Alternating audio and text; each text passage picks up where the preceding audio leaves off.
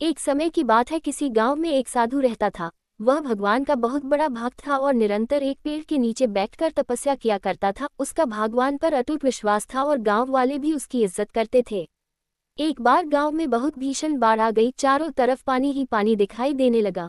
सभी लोग अपनी जान बचाने के लिए ऊंचे स्थानों की तरफ बढ़ने लगे। जब लोगों ने देखा कि साधु महाराज अभी भी पेड़ के नीचे बैठे भगवान का नाम जप रहे हैं तो उन्हें ये जगह छोड़ने की सलाह दी। पर साधु ने कहा, तुम लोग अपनी जान बचाओ, मुझे तो मेरा भगवान बचाएगा।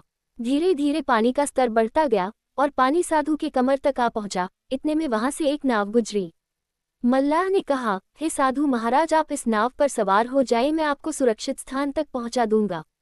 नहीं, मुझे तुम्हारी मदद की आवश्यकता नहीं है, मुझे तो मेरा भगवान बचाएगा, साधु ने उत्तर दिया। नाव वाला चुपचाप वहां से चला गया।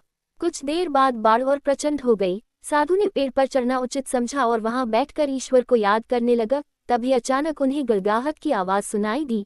एक हेलीकॉप्टर उनकी मदद के लिए आ पहुंचा। बचाव दल ने एक रस्सी लटकाई और साधु को उसे जोर से पकड़ने का आग्रह किया। पर साधु फिर बोला, मैं इसे नहीं पकड़ूंगा, मुझे तो मेरा भगवान बचाएगा।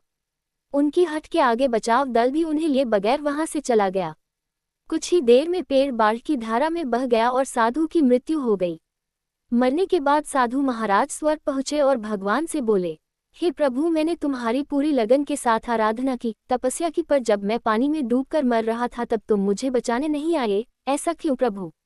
भगवान बोले, हे साधु महात्मा, मैं तुम्हारी रक्षा करने एक नहीं बल्कि 3 बार आया। पहला ग्रामीणों के रूप में, दूसरा नाव वाले के रूप में और तीसरा हेलीकॉप्टर बचाव दल के रूप में। किंतु तुम मेरे इन अवसरों को पहचान नहीं पाए। मित्रों, इस जीवन में ईश्वर हमें कई अवसर देता है। इन अवसरों की प्रकृति कुछ ऐसी होती है कि वे किसी की प्रतीक्षा नहीं करते हैं। वे एक दौड़ते हुआ घोड़े के समान होते हैं जो हमारे सामने से तेजी से गुजरते हैं। यदि हम उन्हें पहचानकर उनका लाभ उठा लेते हैं तो वे हमें हमारी मंजिल तक पहुंचा देते हैं, अन्यथा हमें बाद में पछताना ही पड़ता है।